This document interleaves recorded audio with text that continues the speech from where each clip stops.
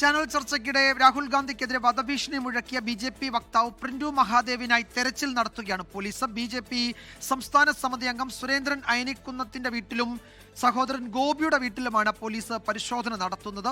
സൂരജ് സജി വിവരങ്ങൾ നൽകും. സൂരജ്, ഈ പ്രിന്റു മഹാദേവ് ഒളിവിലാണോ? എന്താണ് പോലീസ് നൽകുന്ന വിവരം? ഈ വീടുകളിൽ നടത്തിയ പരിശോധനയിൽ എന്തെങ്കിലും അയാൾ എവിടെയുണ്ട് എന്നതിന്റെ എന്തെങ്കിലും വിവരങ്ങളോ മറ്റോ പോലീസിന് കിട്ടിയിട്ടുണ്ടോ?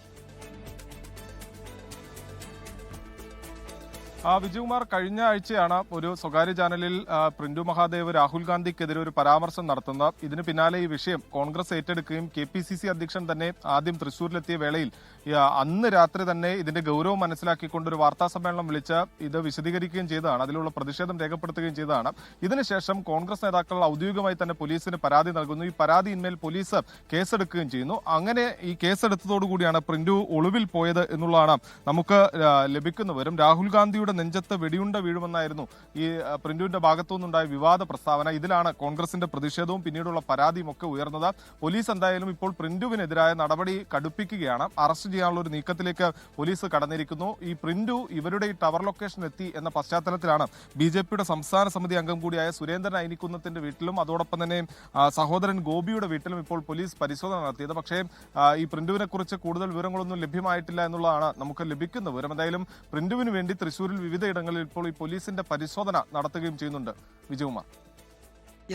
വിവിധ ഇടങ്ങളിൽ ഇപ്പോൾ പോലീസ് പരിശോധന നടത്തുകയാണ്. BJP സംസ്ഥാന സമിതി അംഗം സുരേന്ദ്രൻ അയനിക്കുന്നത്തിന്റെ വീട്ടിൽ, സഹോദരൻ ഗോപിയുടെ വീട്ടിലൊക്കെ പോലീസ് പരിശോധന നടത്തി. ഇവരുടെ വീടുകളിൽ പ്രിന്റു എത്തി എന്ന ടവർ ലൊക്കേഷൻ വിവരങ്ങളുടെ അടിസ്ഥാനത്തിലാണ് പോലീസ് സംശയിക്കുന്നത്. സൂരജ്, തൃശൂർ, പാലക്കാട് ജില്ലകളിലൊക്കെ അപ്പോൾ ഈ നിലയിൽ BJP പ്രവർത്തകരുടെ നേതാക്കളുടെ ഒക്കെ വീടുകൾ കേന്ദ്രീകരിച്ച് പരിശോധന നടത്താനാണോ പോലീസ് ആലോചിക്കുന്നത്? നിയമസഭയിൽ വലിയ ചർച്ചയായിരുന്നു. ഇത് സർക്കാരും BJPയും CPM-ഉം BJPയും തമ്മിലുള്ള അന്തർധാരയുടെ ഫലമാണ് പ്രിന്റുവിനെതിരെ കേസെടുക്കാത്തത്, നടപടിയെടുക്കാത്തത്, അറസ്റ്റ് ചെയ്യാത്തത് എന്നൊക്കെ പ്രതിപക്ഷ നേതാവ് വലിയ ആരോപണങ്ങൾ ഉന്നയിക്കുകയും ഒക്കെ ചെയ്ത സാഹചര്യത്തിൽ സർക്കാർ, പോലീസ് ഒരുപക്ഷെ കുറെ കൂടി പ്രിന്റുവിനെ പിടികൂടി കോടതിയിൽ ഹാജരാക്കുക, അത്തരം നടപടികളിലേക്ക് കടക്കുമെന്ന് തോന്നുന്നു അല്ലേ?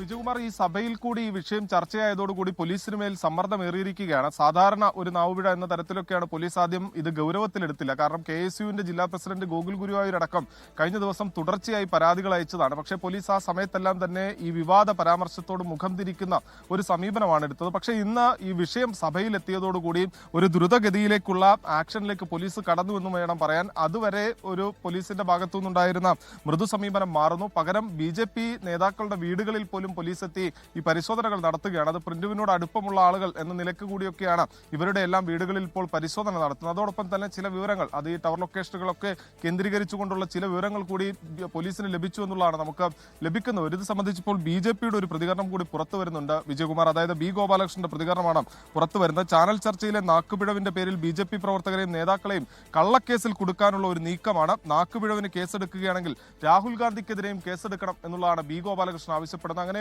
പ്രിന്റുവിന് BJPയും പ്രതിരോധം തീർക്കുന്നുണ്ട്. എന്തായാലും ഈ ചാനൽ ചർച്ചയ്ക്കിടെ പറഞ്ഞ പരാമർശം ഇപ്പോൾ ചൂടേറുകയാണ്. BJP തന്നെ ഇപ്പോൾ പ്രിന്റുവിന് സംരക്ഷണമായി എത്തുമ്പോൾ നിയമസഭക്കകത്ത് വരെ ഈ വിഷയം ചർച്ചയായിരിക്കുന്നു. പോലീസ് ആകട്ടെ പ്രിന്റുവിന് വേണ്ടി തൃശൂരിൽ വിവിധ ഇടങ്ങളിൽ പരിശോധനയും ശക്തമാക്കിയിട്ടുണ്ട്. വിജയകുമാർ, ലോകത്തെവിടെയായാലും ഏത് സമയത്തും 24 വാർത്തകളും ഓഗ്മെന്റഡ് റിയാലിറ്റി പാക്കേജുകളും എക്സ്പ്ലെയിനറുകളും വിശദമായി കാണാൻ ഞങ്ങളുടെ YouTube ചാനൽ നിങ്ങൾക്ക് സബ്സ്ക്രൈബ് ചെയ്യാം.